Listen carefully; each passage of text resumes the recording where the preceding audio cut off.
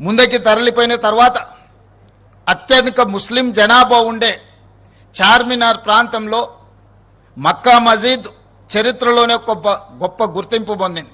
ఆ ప్రాంతంలో ఒక అద్భుతమైన మసీదును నిర్మించడం ద్వారా లక్షలాది మంది ముస్లిం మైనారిటీ సోదరుల యొక్క మత విశ్వాసాన్ని చురగొనే విధంగా, ప్రార్థనలు చేసుకునే విధంగా మూసీ నది పరివాహక ప్రాంతంలో ఒక అద్భుతమైన మసీదును కూడా మనం నిర్మించాలనుకుంటున్నాం.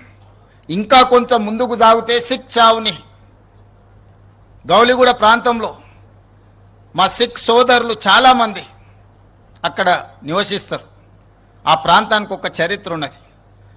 అక్కడ ఒక గొప్ప స్వర్ణ దేవాలయం లాంటి సిక్ సోదరుల యొక్క విశ్వాసానికి ఒక మందిరాన్ని నిర్మించాలి ఈ మూసీ నది పరివాహక ప్రాంతంలో అని చెప్పి ఈనాడు మా ప్రభుత్వం భావిస్తుంది. అలా ముందుకెళ్ళిన తర్వాత ఉప్పల్ నాగోల్ ప్రాంతంలో ఒక అద్భుతమైన చర్చ్ను మెదక్లో 100 సంవత్సరాల క్రితం అంతకంటే ముందే కరువు వచ్చినప్పుడు ఒక అద్భుతమైన చర్చిని ఆ ప్రాంత ప్రజలకు జీవనోపాధి కల్పించడానికి, ఆకలి తీర్చడానికి ఆనాడు ఒక అద్భుతమైన చర్చ్ను నిర్మించడం జరిగింది. ఆ స్ఫూర్తితోటి ఉప్పల్ నాగోలు ప్రాంతంలో క్రిస్టియన్ సోదరుల కోసం కూడా ఒక అద్భుతమైన చర్చ్ను నిర్మించడం ద్వారా మూసా ఈసా నదులు వికారాబాద్ మచ్కుందా నదిలో మొదలై 240 కిలోమీటర్లు ప్రవహించి రంగారెడ్డి జిల్లా, హైదరాబాద్ జిల్లా, నల్గొండ జిల్లాలో వాడపల్లిలో కృష్ణా నదిలో కలవబోతుంది. ఇది ఒక సంస్కృతికి, సాంప్రదాయాలకు, ఈ ప్రాంత ప్రజలకు, రైతులకు ఒక అద్భుతమైన పర్యాటక కేంద్రంగా, ఒక అద్భుతమైన వ్యాపార కేంద్రంగా, ఒక అద్భుతమైన ధ్యాన మందిరాలతో, సంస్కృతి సాంప్రదాయాలతో అభివృద్ధి చేయాలని ఈనాడు ఈ కార్యక్రమాన్ని చేపట్టడం జరిగింది. మీరు అనుకోవచ్చు, మరి మూసా ఈసా నదులు సంవత్సరం మొత్తం ప్రవహించవు కదా, వర్షాకాలంలోనే నీళ్ళు వస్తాయి. వికారాబాద్ ప్రాంతం నుంచి కానీ, పరిగి ప్రాంతం నుంచి కానీ ఈ నదులకు నీళ్ళు వచ్చినప్పుడు నీళ్లు ఉంటాయి. మరి మిగతా సమయంలో నదీ పరివాహక ప్రాంతంలో నీళ్లు ఎలా అని, దానికి పరిష్కారమే గోదావరి నదీ జలాలను 20 టీఎంసీలను తరలించి 8 నెలల క్రితమే పనులను చేపట్టడం జరిగింది. పనులు వేగంగా జరుగుతున్నాయి. 20 టీఎంసీ గోదావరి నదీ నీళ్లను హైదరాబాదు నగరానికి తరలించి తాగునీటి సమస్యను, పరిశ్రమల యొక్క నీటి అవసరాన్ని, అదేవిధంగా ఉస్మాన్ సాగర్, హిమాయత్ సాగర్లో 2.5 టీఎంసీల నీటిని విడిచి ఎప్పుడు మూసీ నదిలో నీళ్లు ప్రవహించే విధంగా ఈరోజు కార్యాచరణ చేపట్టి పనులు వేగంగా జరుగుతున్నాయి. ఈరోజు ఇది ప్రక్షాళన చేయాల్సిన అత్యవసరం. నిత్యావసర వస్తువుల కంటే కూడా ఇది అత్యవసరం. ఈ ప్రాంతంలో రంగారెడ్డి జిల్లాలో, హైదరాబాదు నగరంలో వెదజల్లుతున్న కాలుష్యం, పరిశ్రమల యొక్క కాలుష్యాన్ని, హైదరాబాదు నగరంలో ఉన్న డ్రైనేజ్ వ్యవస్థ మొత్తం దాదాపుగా 785 స్క్వేర్ కిలోమీటర్ల ప్రాంతంలో ప్రజలు నివసిస్తున్న, 1 కోటి మంది ప్రజలు నివసిస్తున్న, విసర్జిస్తున్న మలినాలు అన్నీ కూడా మూసీ నదిలో కలుస్తున్నాయి. ఇవే కాదు, ప్రమాదవశాత్తు మనుషులు చనిపోయినా, ప్రమాదవశాత్తు పశు సంపద చనిపోయినా, పశువుల కలేబరాలు, మనుషుల కలేబరాలు, పరిశ్రమల యొక్క కాలుష్యము, ఈ ప్రాంతం యొక్క డ్రైనేజ్ వ్యవస్థ మొత్తం మూసీ నదిలో కలవడం, ఈ మూసీ నది ప్రవహించి రంగారెడ్డి జిల్లాను దాటి నల్గొండ జిల్లాలో ఈరోజు శాసనసభ్యులు, భువనగిరి శాసనసభ్యులు అనిల్ మిత్రుడు ఇక్కడ ఉన్నాడు, బీర్ల ఐలయ్య అక్కడ ఉన్నాడు. ఆ నియోజకవర్గాల ప్రజల గోడు వింటే రాయి అయినా కరుగుతుంది. రాయి కంటే కఠిన హృదయులు ఎవడైనా ఉంటే మాత్రం వాళ్ళకు ఆ ప్రజల కష్టాలు తెలియవు. ఈ కాలుష్యం వల్ల ప్రాంతంలో వ్యవసాయంలో పండించిన పంటలు ఎవ్వరూ తినలేని పరిస్థితి వచ్చినాయి. వాళ్ళు పండించింది ఎక్కడో అమ్ముకొని అగ్వకు సగ్వకు ఇతర ప్రాంతాలలో పండించిన వ్యవసాయ ఉత్పత్తులను ఈరోజు తినే పరిస్థితి.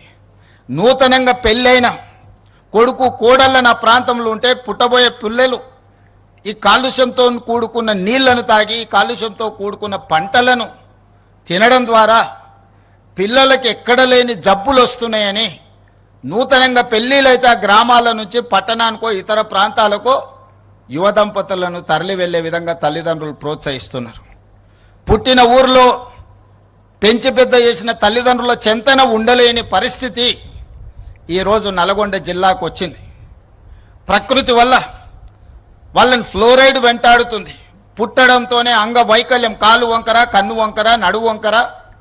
కన్న తల్లిదండ్రులు వ్యవసాయ కూలీలకు వెళ్ళాలంటే ఇలాంటి అవిటి పిల్లల్ని ఇంట్లో మంచానికి కట్టేసి బయటికి వెళ్తే ఎక్కడికి వెళ్తారో, మానసిక వైకల్యంతో ఇంటికి వస్తారో రారో అని ఇంట్లో పెట్టి తలుపు పెట్టి తాళం వేసుకొని వ్యవసాయానికి వెళ్ళే పరిస్థితులు నల్గొండ జిల్లాలో ఫ్లోరైడ్ వల్ల వచ్చినాయి. అది ప్రకృతి వైపరీత్యం. దాన్ని సరిదిద్దడానికి ప్రభుత్వాలు చేస్తున్నాయి. కానీ ఈనాడు మూసీ నది పరివాహక ప్రాంతం వెదజల్లుతున్న కాలుష్యం ఇది మానవ తప్పిదం.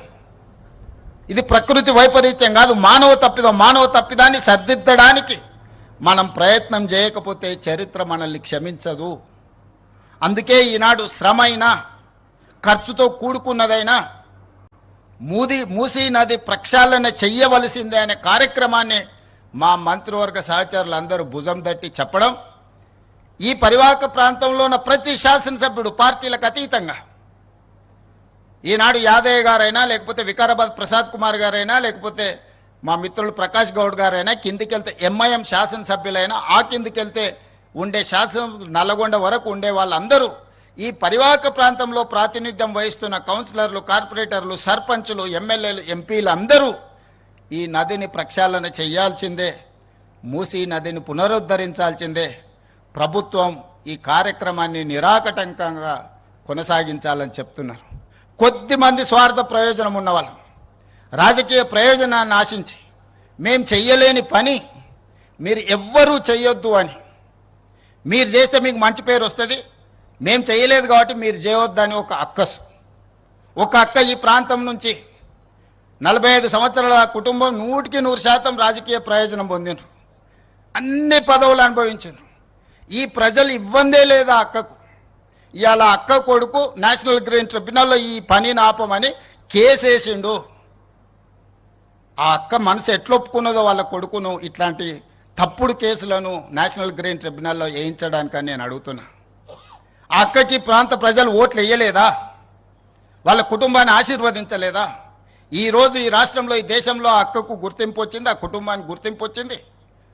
ఇవాళ ప్రజాప్రతినిధులుగా, మంత్రులుగా పదవులు అనుభవించిండ్రంటే ఈ ప్రాంత ప్రజల ఆశీర్వాదం లేదా?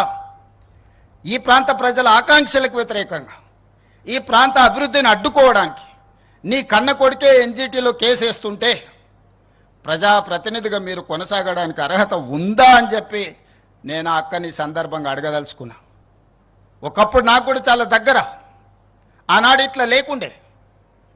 మరి ఈనాడు అట్లా తయారవ్వడానికి కారణం ఏందో నాకైతే తెలియదు. మంచి చెడు రెండు ఉంటాయి. మన సహవాస దోషం వల్ల మంచి వాళ్ళతో ఉంటే మంచిగా ఉంటాం, చెడు స్నేహం చేస్తే చెడిపోతారని పెద్దలు చెప్పారు.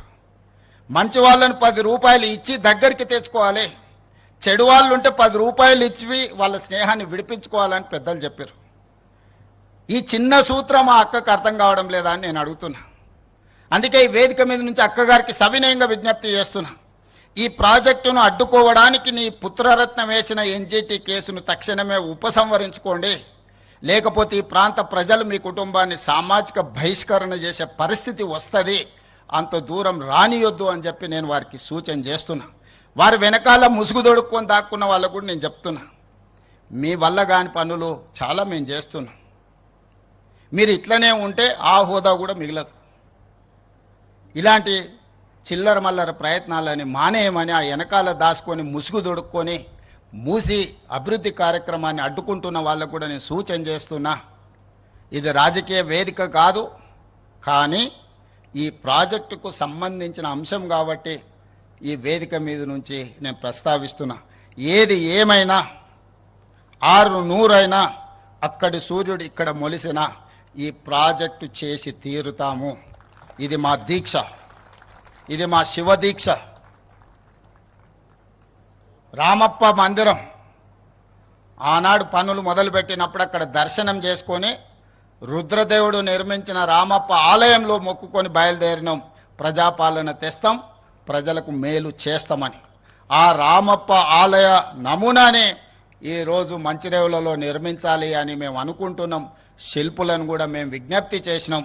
ఆ రామప్ప ఆలయ శివుడి సాక్షిగా ఈ వేదిక మీద నుంచి నేను చెప్పదలుచుకున్నా, ఖచ్చితంగా మూసీ నది ప్రక్షాళనే కాదు, ఇక్కడ ఆలయాన్ని నిర్మించి ఒక గొప్ప పుణ్యక్షేత్రంగా, దక్షిణ కాశీగా, ఈనాడు కాశీ నుంచి గంగా జలాలు తీసుకొచ్చింది యథాలాపంగా కాదు, దక్షిణ కాశీగా రాణించే విధంగా ఈ పుణ్యక్షేత్రాన్ని ముందుకు తీసుకెళ్తాం. మీరందరూ అండగా నిలబడండి, ఆశీర్వదించండి. ఈ అభివృద్ధిని చూసి చూపించి మేము ఓట్లు అడగం. నేను మాట ఇస్తున్నా, ఈ అద్భుతమైన అభివృద్ధి చూస్తే ఈ దేవాలయాన్ని చూసి వాళ్ళకు ఓట్లు వేస్తారేమని, ఓట్ల కోసము నోట్ల కోసం ఈ ప్రయత్నం కాదు. చరిత్రలో దేవుడు మనకు ఒక అవకాశం ఇచ్చిండు, దాన్ని సద్వినియోగం చేసుకోవాలనేదే మా ప్రయత్నం. దయచేసి సహకరించాల్సిందిగా అందరికీ విజ్ఞప్తి చేస్తూ, ఇంత మంచి కార్యక్రమాన్ని వేద పండితుల పర్యవేక్షణలో ఒక అద్భుత కార్యక్రమాన్ని నిర్వహించిన మూసీ రివర్ డెవలప్మెంట్ అధికారులను అందరినీ కూడా మనస్ఫూర్తిగా అభినందిస్తూ chief secretary, DGP, grey hands, ఇతర ప్రభుత్వ శాఖలను